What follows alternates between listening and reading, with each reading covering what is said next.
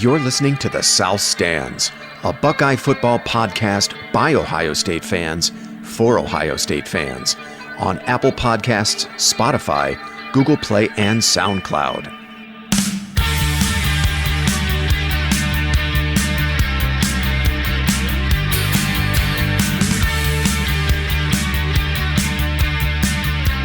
Welcome back to The South Stands, everyone. From San Francisco, I'm your host, Zach Moore. This afternoon, I'm very happy to be joined in the Mountain Time Zone by Paige and in the Eastern Time Zone by Matt, Tim, and Chad. We're here to recap Ohio State's 34-10 victory over Michigan State in the blackout that was Ohio Stadium last night. I just want to mention a few numbers to put this game into context, then we'll go around the horn to get some initial impressions. Despite two early fumble recoveries from the defense deep in Spartan territory, it was a dreadful start for the Ohio State offense last night. I think we can all agree on that. They finished the quarter with 3 points and 16 yards of total offense. A stout, Sparty front seven held the Buckeye rushing attack to 0 yards on 10 attempts and sacked Justin Fields twice. I think it was Bocce on both sacks. Blake Haubeil missed what for him is a chip shot field goal from 37 yards. I think it was easily the worst quarter of football we've seen this season from the Buckeyes. Then the second quarter happened. Ben Victor scored on a 60-yard pass reception, and J.K. Dobbins broke off a 63-yard touchdown run as the Buckeyes put up 24 points and 296 yards of offense in the second quarter. Haubeil hit a 43-yard field goal just before the half to put the Buckeyes up 27-10, and Ohio State remained firmly in control from that point forward. After the first quarter, Ohio State outgained Sparty 5-13 to 235. It's pretty impressive. J.K. Dobbins finished with 172 yards on 24 carries and a touchdown. Justin Fields was 17 of 25 for 206 yards passing and 2 TDs. He also ran for 61 yards and a touchdown.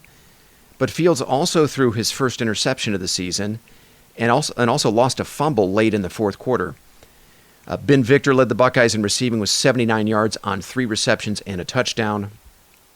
And while the Ohio State defense held Michigan State to 285 yards of total offense and forced 3 turnovers, the Spartans did have some success moving the ball through the air in the second and third quarters. Brian Lewerke finished 20 of 38 for 218 yards and a touchdown, as well as 1 interception. Jordan Fuller led the Buckeyes with 7 tackles and an interception that should have been a pick 6, but was nullified by a bullshit penalty on Baron Browning. Speaking of Browning, I thought he really stood out. He had a sack as well as the pass deflection that led to Fuller's interception. So with all that out of the way, let's go around the horn and get some initial impressions. Tim, you were at the game last night, and I think also your score prediction was closest to the final score. So why don't we get started with you? What did you see last night? Yeah, so as you said, Michigan State came out ready to play, and I would even go as far as to say I think their defensive line sort of owned our offensive line for that first quarter. Dobbins wasn't getting any room to run. Fields was under pressure. He took a really bad sack, and they looked really tough.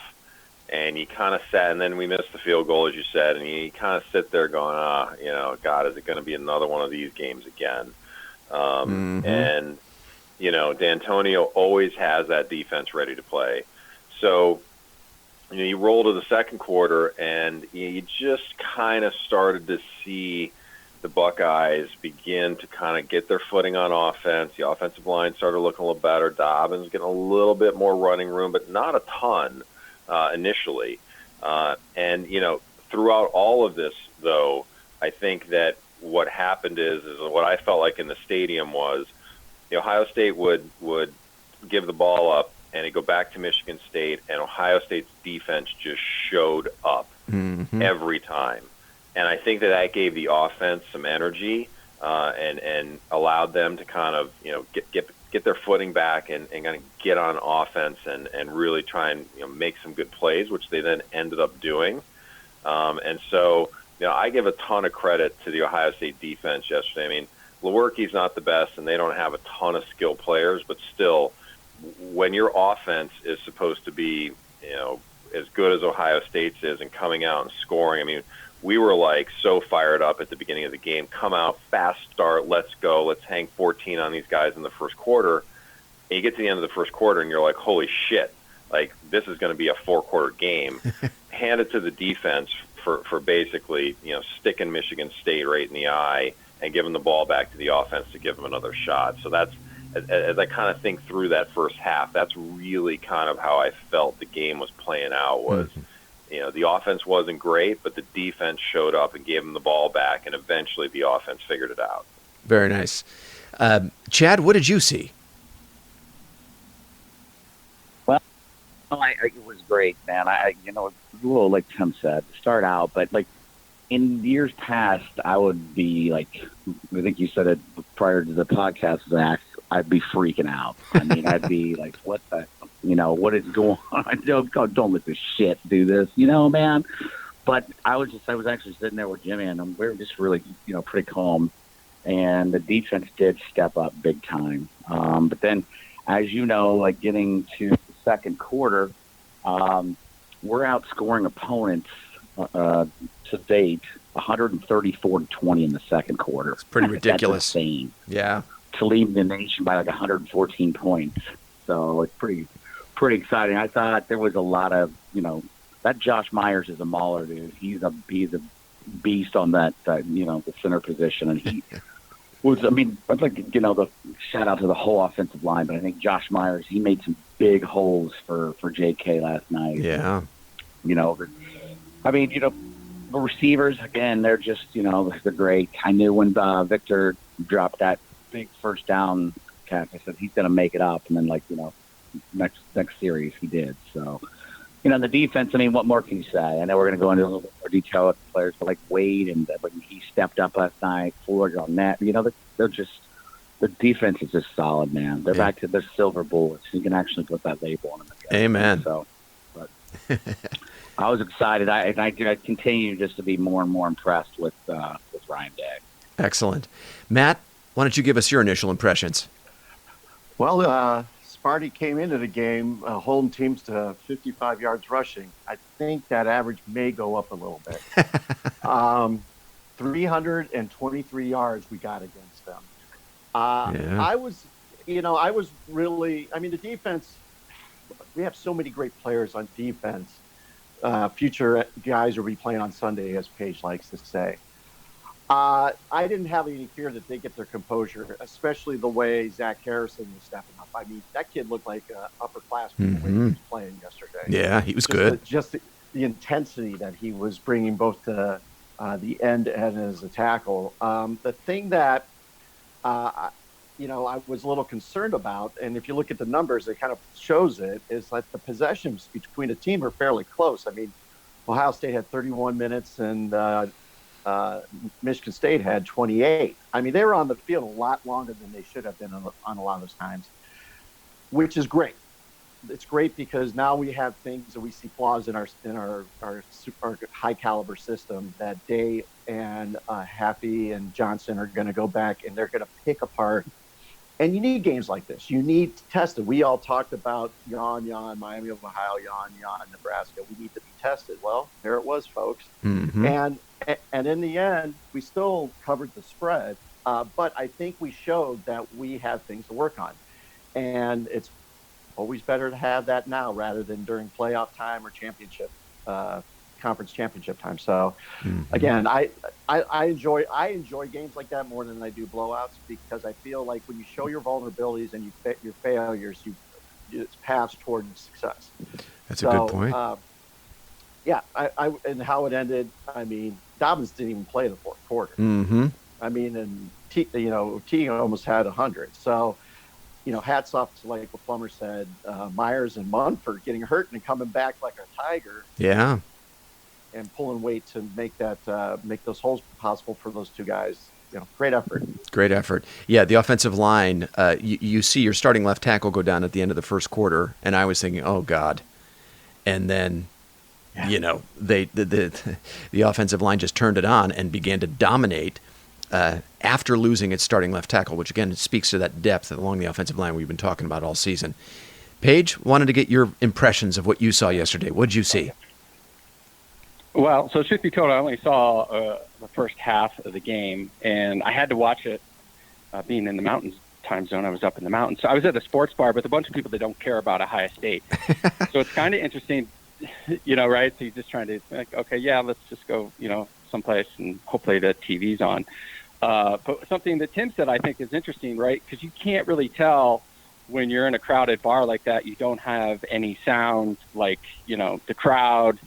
Is it loud in there? Is it not loud in there? Are people freaking out, right? But I think we all were kind of freaking out, especially, Michigan State, gifting them 2 turnovers, and the end of the first quarter, you're only up 3. But like Plummer said, I was just sitting there, and I was not nervous. I was totally calm. I was like, they're going to be fine.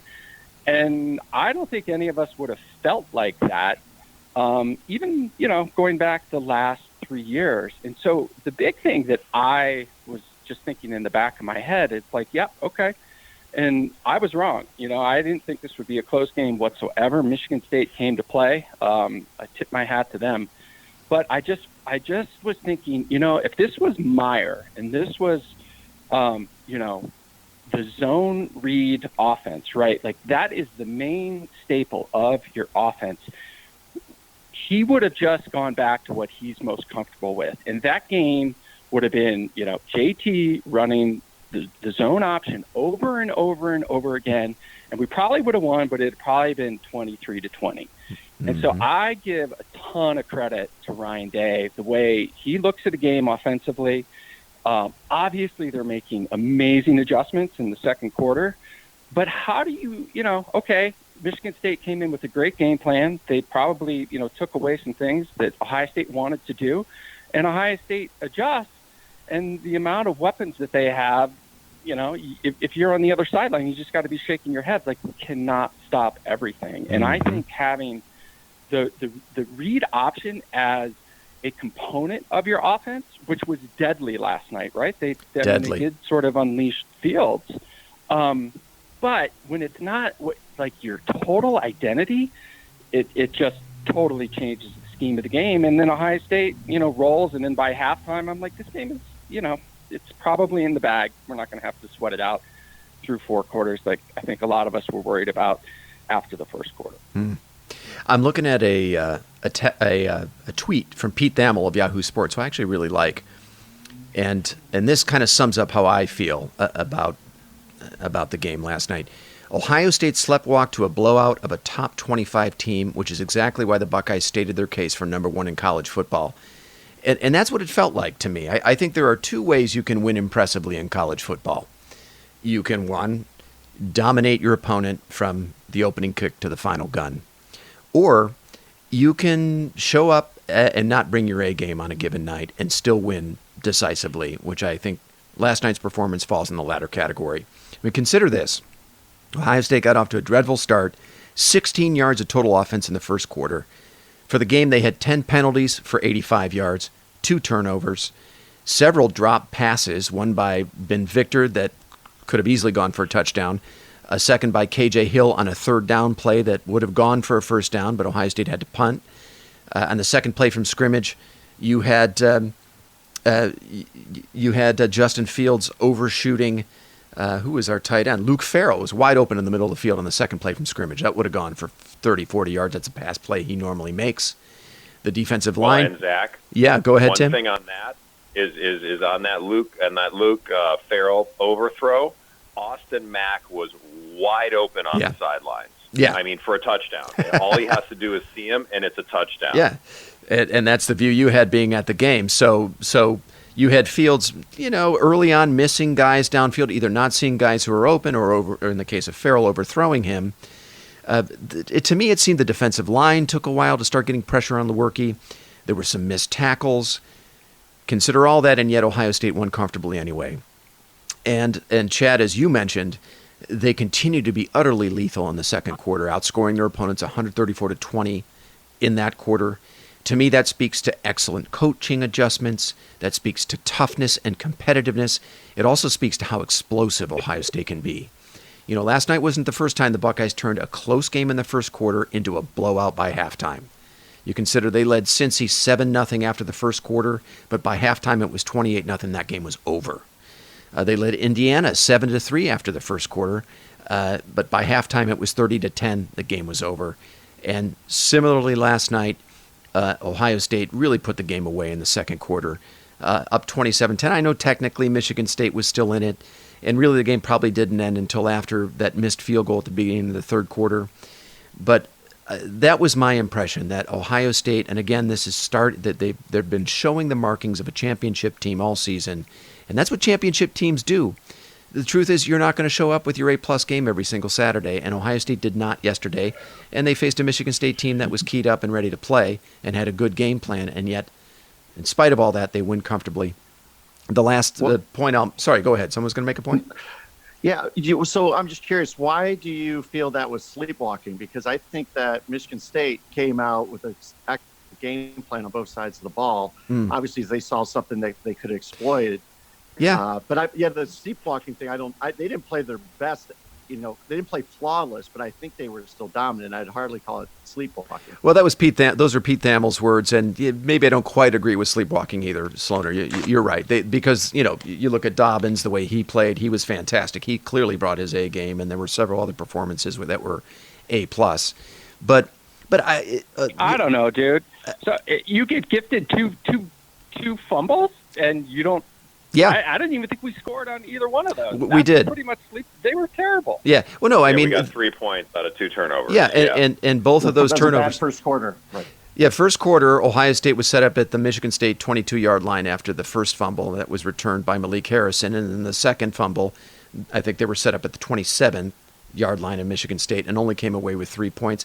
Hey, they committed 10 penalties for 85 yards, and penalties have not been an issue all year long until this game. That to me showed that they weren't quite as focused as they've been previously. The drop passes by Victor, by Hill, Fields overthrowing a couple guys. I don't think many of those were unforced mistakes by Ohio State. But they win comfortably anyway against a quality opponent who, at the same time, Matt, I think this is the point you were making, that Michigan State actually did come into the game with a good plan and they executed well early on. So you got to give credit to them.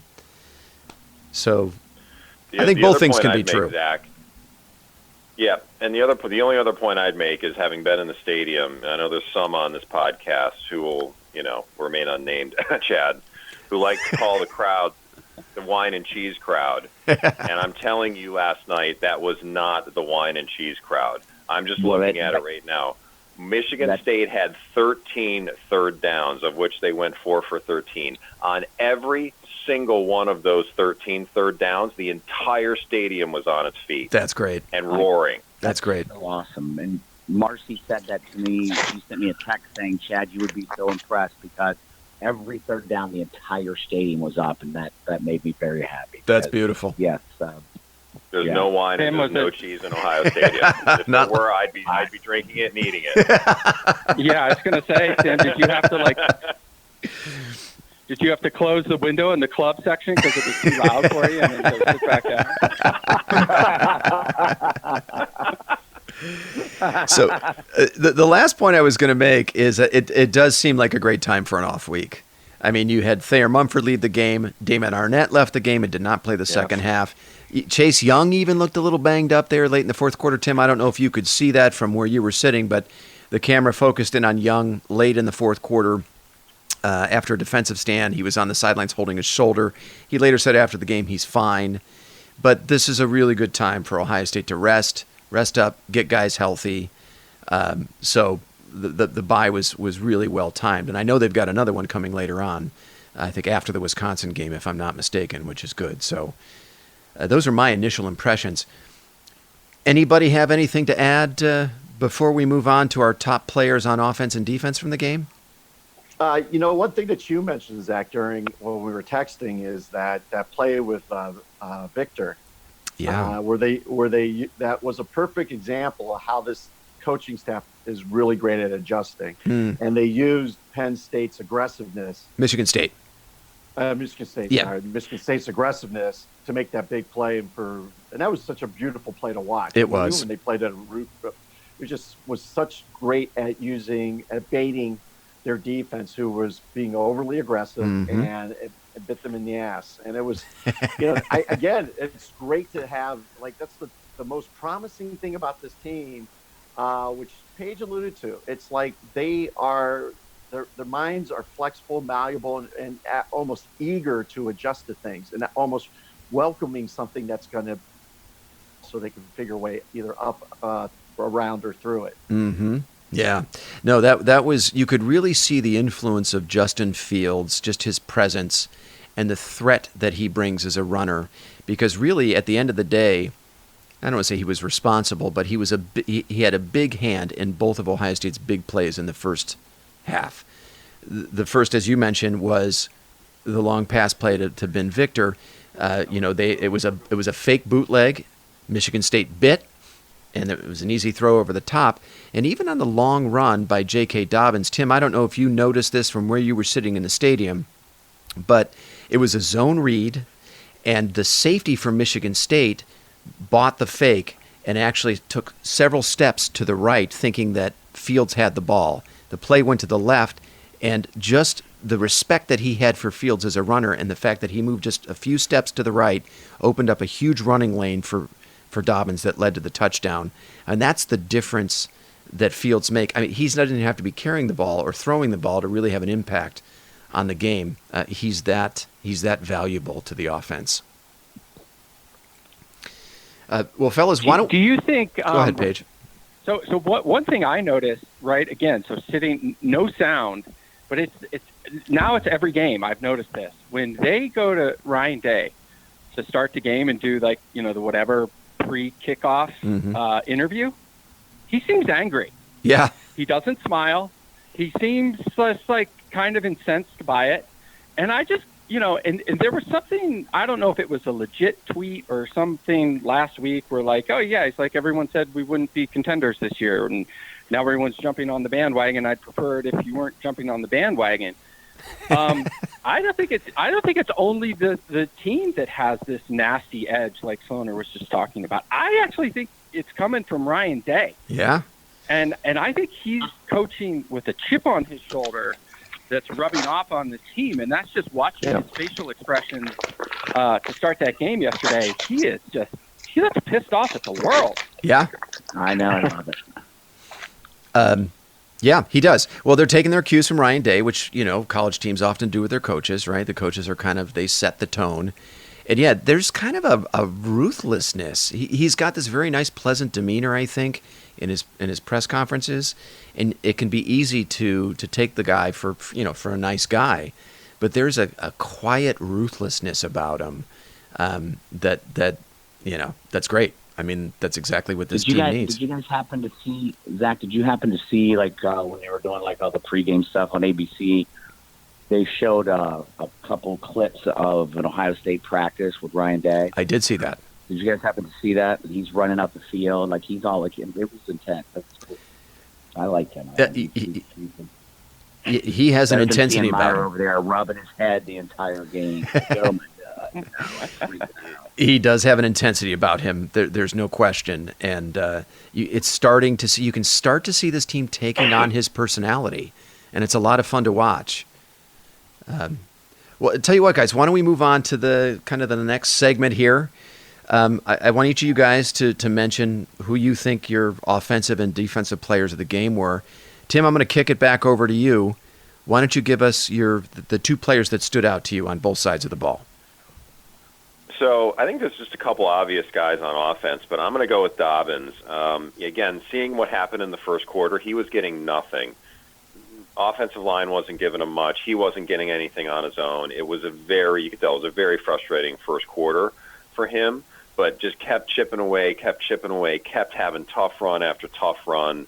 And then to end up with the day that he had and the couple of big plays that he had, I just think he showed a lot of toughness and a lot of grit. And really, really enjoyed seeing him for all the hard work he's put in, sort of have that kind of a game against that kind of defense. So I think he's my offensive player of the week. And on defense, I don't know how you don't give it to Jordan Fuller. I mean, he obviously had the most tackles. He should have had the pick six. The guy was everywhere making plays, and he's just a senior and a great guy and smart kid and just a great player. He's gonna be one of the better players Ohio State has had recently as a safety, for sure. He's solid. I am still pissed off that pick six got called back. I was telling Paige that was a pity flag from the officials, and I've seen that before. I remember the Ohio State Michigan game in 2010. I was at that game, and Boom Herron had what should have been the longest touchdown run in Ohio State history. It should have been like 96 yards, but Dane Sanzenbacher got called for some ticky-tack illegal block. He was just in front of Herron. And there was a cornerback or something. It was the last man for him to beat, and Sanzenbacher cleared him away, but got flagged for some bullshit penalty. And that's exactly how I felt about the penalty yesterday that nullified that touchdown by him. I was so pissed about that. That was a total pity flag by the by the officials. How the hell do you remember a play from 2010 I don't know. that didn't even fucking count? I don't know. Because I was there. And, Ohio State was up big at that point. The whole stadium went berserk, but that was definitely a pity flag from the officials for Michigan State. I know there's this new rule about crackback blocks, and that's why he got flagged, because you're not supposed to throw a block, even if it's a little love tap. If the guy doesn't see it coming, you're not supposed to hit him. And that's what happened on that play. Okay, Matt, I want to kick it over to you. Who are your offensive and defensive players of the game? Offense, you know what? I like the grit of Munford. I think anyone who comes back and, those guys need their legs. And him being injured, I think it was his ankle, coming back and then not just doing a good job, but really taking on that Michigan State defensive line and making holes for Dobbins to go through. I think that's the kind of grit, that's the kind of aggression, that's the kind of perseverance that I think a lot of times we don't see in college players. And to show that after being injured, Myers did amazing as well and could easily have been him. But for me, it was Munford showing that adversity and coming back, not just to do his job, but to do it extraordinarily well. So him for the offense. And I'm going to go, it's hard to argue against Fuller, but I'm going to go Mr. Wade, who had a really good who had a very good stat line as well. 5 tackles, 1 sack, 1 tackle for a loss. He had a QB rush. And a pass broken up. Just a really solid effort. Seemed to be like Fuller seemed to be everywhere, and he's got a great attitude. I saw the interview with him as well. I don't know if he's a good kid. Like Tim seems to know all about if everyone's a good kid or not. But he seems to be a nice guy. He seems to be nice enough. But regardless, on the field, he's nasty, mean, and he does his job. So he gets the Sloaner defensive pick of the game. Nice. I didn't realize Mumford came back into the game. I totally missed that. I thought we lost him for the game.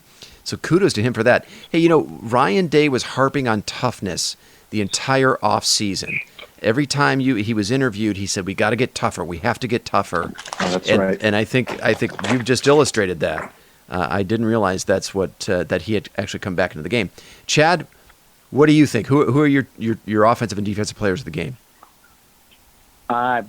Offensive player of the game, I'm going to go, I like, there's 2 or 3 that you could actually name, but I'm going to go with Fields, man. Nice. I'm going to go with Fields with, he completed, he had a ton of yards, and I apologize, I'm not up on my stats as of today. My brain is a little hazy.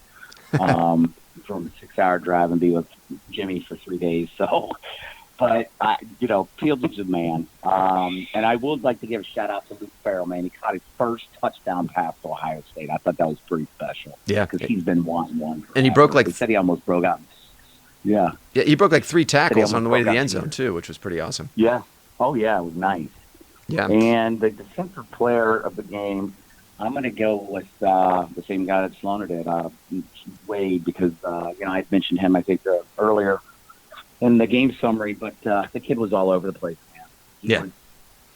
He knocked down 3 or 4 passes. He had a couple sacks on the quarterback, and he's a stud. There's 5 or 6 people that you could say on both sides of the ball.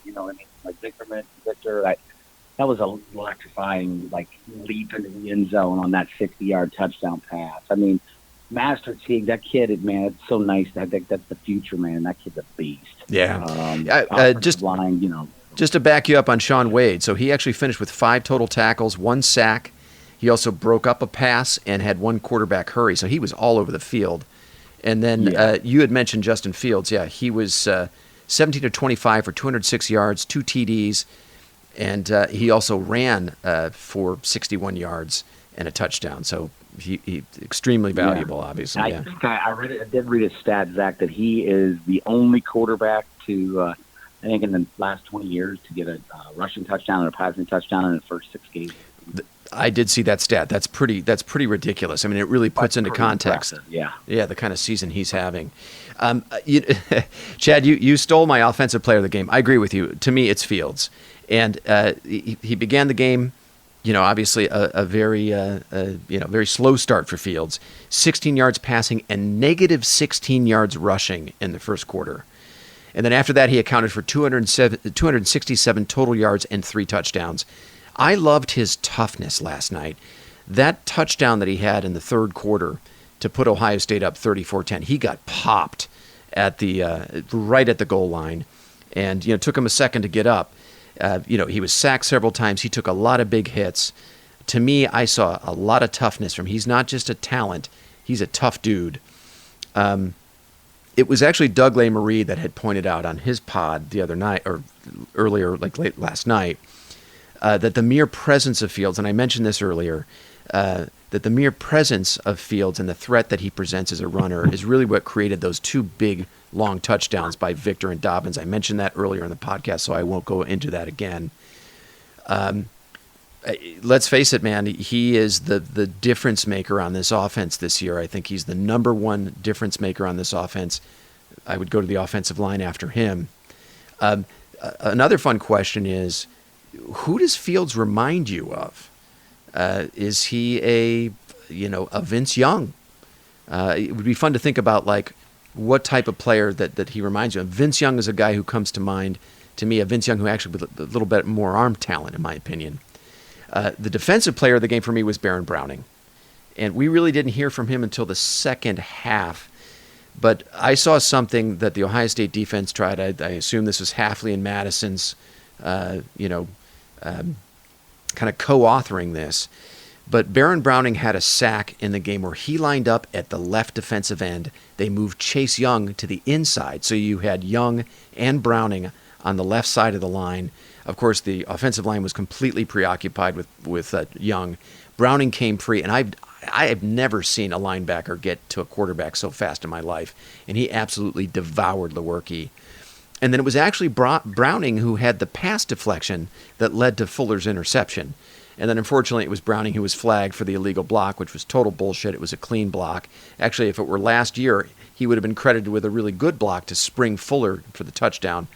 In any case, Baron Browning, has been fun to watch him emerge this year. He's becoming more and more valuable to that defense. He was my defensive player of the game.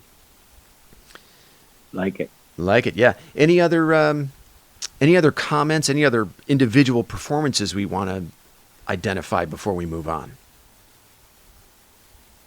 Me? Nope. Not that I could think of, man. No? All right.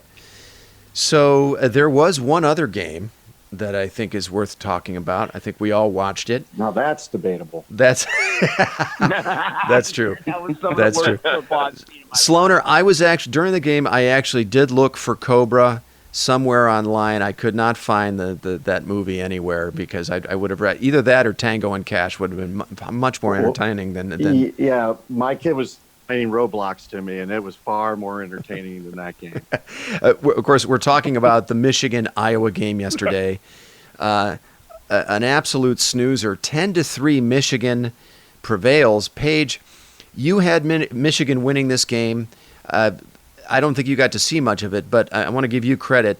You were the only one that thought Michigan would come out of this game, and I think you had them winning by a touchdown, 10-3. I called Michigan too. You called Michigan too? All right. Yeah, all right. you weren't. Yeah, but you got to be on the podcast for it to count, Plumber. Yeah, so that's Being right. on the pod doesn't count. That's right. Out of bounds. You're right. But I did have you mention it for me. I know. Tim, did you get a chance to see any of this game, the Michigan-Iowa game? And if you did, why don't you tell us what you saw? I did. I don't have a lot to say about it. I mean, two ugly teams, an ugly game, an ugly score, and, it was, I don't know, it was worse than a snooze fest. It was like, you tried to go to sleep and you couldn't because it was so bad. It just kept waking you up.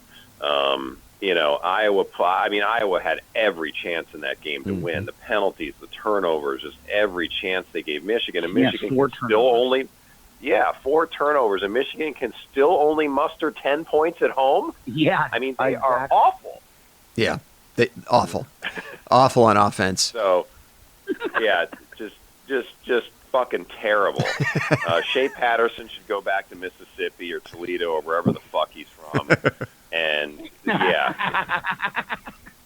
they'd be better off starting the kid that had a concussion. McCaffrey, yeah. And so it just doesn't look good for Michigan. And coming up, and I think in 3 of the next 5 weeks, they play Penn State, Notre Dame, and Michigan State. And, based on how Michigan State played against us in the first quarter, I'd say they beat Michigan. So that could be 3 losses right there. Yeah. It's hard to imagine them getting past Penn State in Happy Valley. That's on October the 19th. Then they turn right around the following week and host Notre Dame. Then they go to Maryland, and Maryland's turned out to be not what we maybe thought they might be early in the season. And then they come home against Michigan State. And yes, Tim, to your point, how are they going to move the football against that Michigan State defense? And Michigan State, quite frankly, has kind of owned them. Since Harbaugh took over. Chad, did you happen to catch any of that game? And if so, what did you see?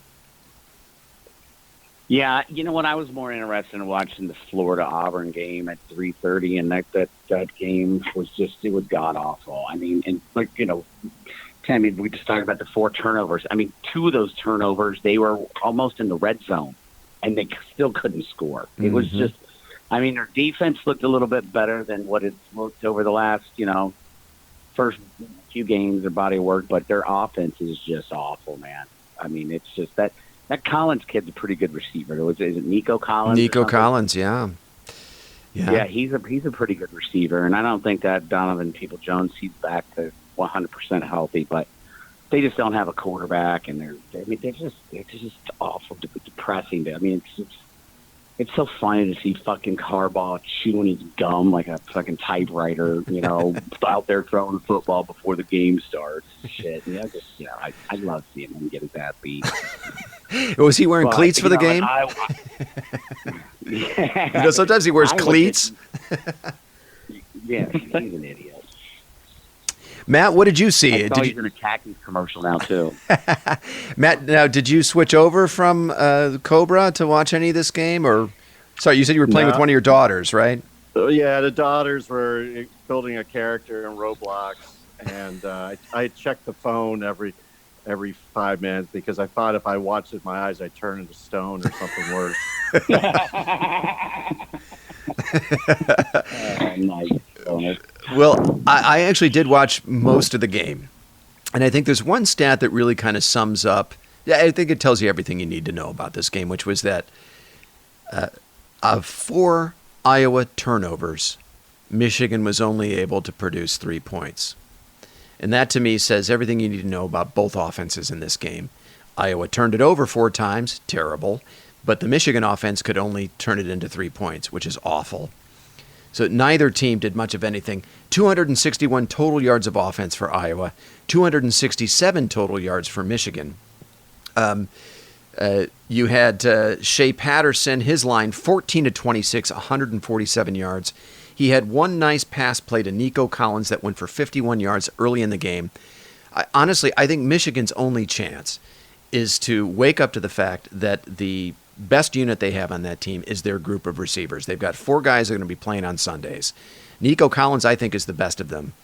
If you're Josh Gaddis, it's absolute dereliction of duty if you do not attempt 5 or 6 pass plays in one-on-one coverage down the field to Nico Collins a game. Because all you got to do is throw it up. I I mean, that guy comes down with the ball every single time. I think he's a legitimately good receiver, and I think the other three guys are good as well. The question is Shea Patterson, right? I mean, is he going to be able to get the ball to them? But they got to find a way to involve those receivers if they're going to have any hope of contending for the Big Ten. I was really disappointed in Nate Stanley. I honestly thought, and I said embarrassingly now on the pod, that I thought Iowa would be coming out of the West because I thought Stanley was the second best quarterback in that conference. He was pretty dreadful, 23 of 42 for 260 yards and 3 picks, no touchdowns. Iowa really shot themselves in the foot again and again and again with turnovers and uncharacteristic penalties. They had a shot to win this game, as bad as it was for them on offense late in that game. They completed a ball late in the fourth quarter down to the Michigan 25-yard line, and then I think they had 4 penalties and allowed a sack, ended up having to punt. So it was pretty awful. And I didn't come away from that game thinking either of those teams had any chance in hell of competing with Ohio State for the Big Ten. But that's what I saw out of that game. Any other comments on Iowa, Michigan? Yeah, I have a. So if you take the combined score of Michigan, Iowa, and the 10 points that Michigan State scored, we have a whopping 23 points from 3 of really, honestly, the blue bloods of the Big Ten. And if you're fans of those schools and you watch a team like Ohio State that has clearly just separated itself from you, mm-hmm. and these are still the offenses that you're running. Prehistoric. This isn't like a new thing, right? I mean, yeah, it's prehistoric. I mean, this is now like 8 years. What are you waiting for? How can it be this hard? How can it be this bad? Mm-hmm. I mean, it's honestly embarrassing. Yeah. And it reminds me, like when we had that stretch where we were just getting killed in the national championship game, and it's like the Big Ten slow. And guess what? We had skill players, but it was on the interior, on the line. We adjusted and we went and got those players. And it's almost as if the Big Ten, outside of Ohio State, has just been asleep at the wheel for the better part of a decade now. And it's freaking embarrassing. Yeah. It's 10-3? 10-3. Yeah, it's the mid-70s still in the Big Ten. Iowa, I mean, as critical as we've been of Michigan and their offensive struggles, Iowa's offense is utterly prehistoric. I mean, they're obviously not Michigan, right? They don't have that same profile, so I guess they kind of go under the radar and unnoticed. But I mean, they're still running a prehistoric offense. And how many receivers are they sending out in these formations? Maybe 2 or 3. To your point, Paige, it's time to come into the modern era of offense. Tim, you were going to make a point? It is, yeah. And then the only thing I'd say 2 things. I totally agree with Paige with your question about how this can happen. But I think there's 2 things. One is that somebody made a very good comment about, kind of the current state of Michigan. And so here you have Harbaugh, right? He goes out, he gets Josh Gaddis, who's going to run a spread offense, he's going to change it. And the point that this person made is, hey, look, I don't care how good of an offensive mind you bring in and then have them change the schemes and all this. At the current point in time, you don't have the players to play that scheme. So if Harbaugh wants to embark on completely changing his offense, which it seems like he's at least trying to do, that's a 5-year rebuild to get the types of players in that you need to run those plays and to be familiar with that kind of offense. And so, maybe Michigan's trying, but it's just going to take longer than 1 year. And I don't know if he's got the time to do it, but agreed. I mean, I think Penn State's the only other team you could say runs an offense that's not from the 80s. The other thing is that I got to say, like, Ohio State and Michigan have the patina as programs, and Penn State's pretty close. But man, if you're PJ Fleck or you're Kirk Ferentz or you're one of these other Big Ten schools, I mean even Scott Frost's got tough, man. It is fucking hard to get people to go to Iowa or Minnesota or Nebraska or look at how hard it is for us to pull kids out of California. They're like, you kidding me? I'm going to Ohio for 4 years? Fuck that. I mean, Ohio State's awesome, but I'll go to Florida or I'll go to Texas or I'll stay in California. So there are built-in disadvantages that some of these schools have. Yeah. No, that's a really good point. And Tim, actually, I think you make another good point mentioning Penn State, because that game is starting to loom larger and larger with every week. Penn State has looked pretty impressive, and they were impressive again yesterday. I have not seen a ton of them, but their quarterback, Sean Clifford, looks to be the type of quarterback that could potentially give Ohio State trouble. We'll see. I mean, it's reasonable to think that Penn State can compete with Ohio State because they have the last 3 years. I mean, it was a 1-point game each of the last 2 years, a 3-point game in 2016 in Happy Valley, which we lost. I'm just looking at Clifford's statistics so far. He's thrown for 1,443 yards, 12 touchdowns, and only 2 INTs. We can quibble a little bit with Penn State's schedule, but you could probably also make that same criticism of Ohio State. That game is starting to loom large for Ohio State. And it's tough because of also where it falls on the schedule, the week before Michigan. And if we're, we can look ahead. We're fans. We're not playing in these games. If we're talking about a playoff berth for Ohio State, you're talking about home against Penn State, going to Ann Arbor, which I think we can win. I think we can win comfortably, but it's still the Michigan game. And then you turn around the following week, you're going to have to play the West champ, which could be Wisconsin again. That could be another black and blue beater of a game. That's going to be a tough stretch for Ohio State. That Penn State game, man, who does the freaking scheduling? Who's doing that? Like, nobody else in the country is doing that. It's brutal.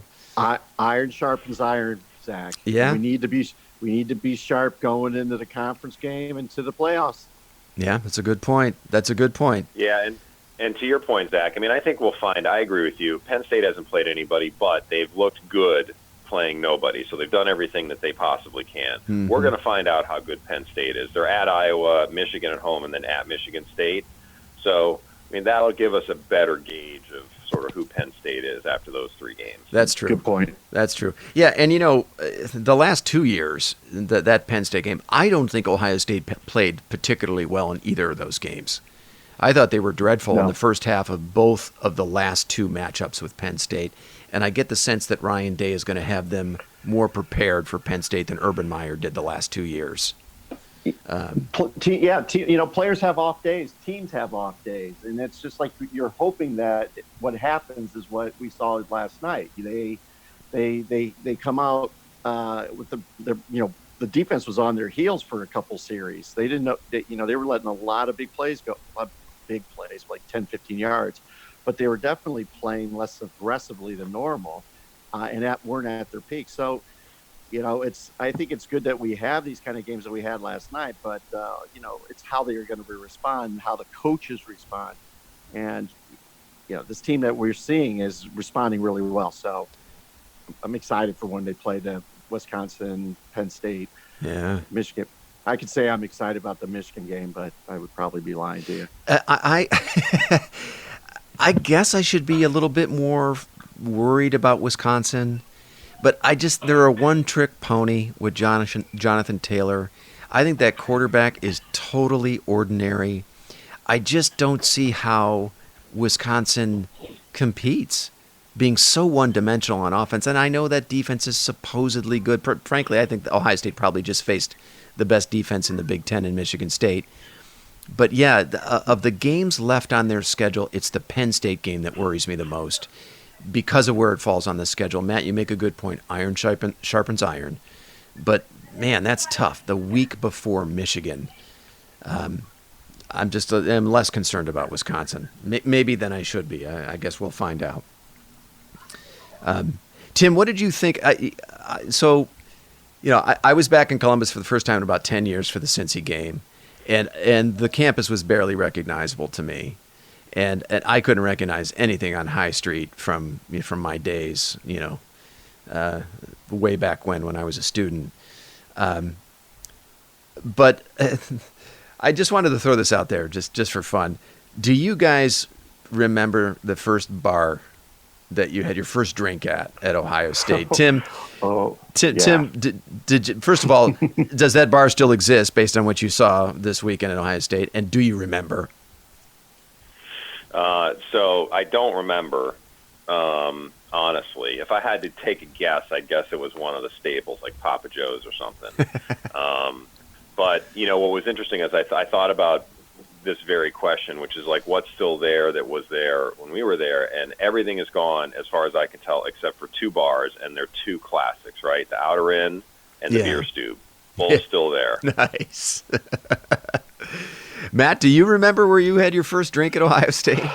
It was hard for me to. It'll be impossible for me to forget that. It was at Mama's Pasta and Brew with Alan Freight Train Walker and the inimitable Matt Gundick. Drinking pitchers, and I don't know why I remember that.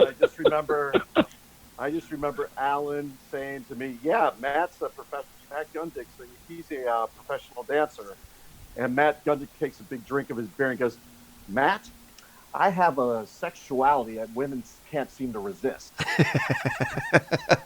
And and he said it with all the earnestness in the world, and I was just like, "What have I gotten myself into?" And it was I could say that's the first beer, that's the first place I drink at, bar I drink at. That's the first place I blacked out at. They were the same night, the same event. Same night. First drink and first blackout. Actually, that probably happens a lot for most people, right? First drink and first blackout. I know that was pretty much how it happened with me. Chad, do you have any recollection of where you had your first drink on campus? Yeah, I'll be honest with you, like Tim, man. I don't remember, but I would imagine it was probably Papa Joe's. But I remember living on the 8th floor at Smith Hall, and we lived here at the end. I lived with Jeff Primus, and I could never, ever make it back to the bathroom. So I'd just go out into the stairwell on the 8th floor and just throw up everywhere out there and just go right back into the room. They might have been Long Island iced teas, too. Ooh. Yikes. Long Island iced teas. Well, Mr. Paige had to catch a flight, so he had to sign off for the evening. I have absolutely no idea where I had my first drink on campus. Was there a place called Park Alley? Does that ring a bell? Wasn't it kind of like an all-in-one, like bar / club? They had like a basketball hoop out in the back. They had sand in the back. Tim remembers. Sand volleyball. Yeah. Yeah, sand volleyball. For some reason, that rings a bell. Volleyball. Yeah, that's a Park place Alley was a great bar that I remember. Actually, my first drink, I was a really nice, wholesome kid in high school. I did not drink in high school.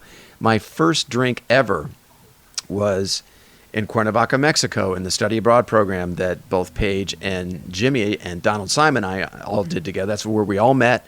It was winter quarter 1991, and I won a dance contest. And with the dance contest came a free drink, which they set on fire, and I drank it on fire, and then I continued to drink. And that was, Sloan, like your first experience, that was also my first drink and my first blackout because the drinks didn't stop. So I don't know if you can consider Cuernavaca an extension of the Ohio State campus that year. I'm counting it as that. But that was my first drink at Ohio State. Sounds like it. So we're about 53 minutes in, guys. I think it's been a pretty good effort. We've covered Ohio State, I think, pretty thoroughly. We've got an off week coming up this week. Is there anything else you guys want to cover before we shut it down for the night? I think I'm good. We're all good. I think that's it. Yep. All right, fellas. Well, hey, listen, thanks for making the time. And we will reconvene possibly during the week, midweek. I guess we can figure that out later, maybe to go over some other games coming up this weekend. If not, we'll definitely be back the following week to recap, to preview and recap Ohio State. Sounds good. Guys. All right, fellas. All right, man. Have a great night. Go Bucks. Bye.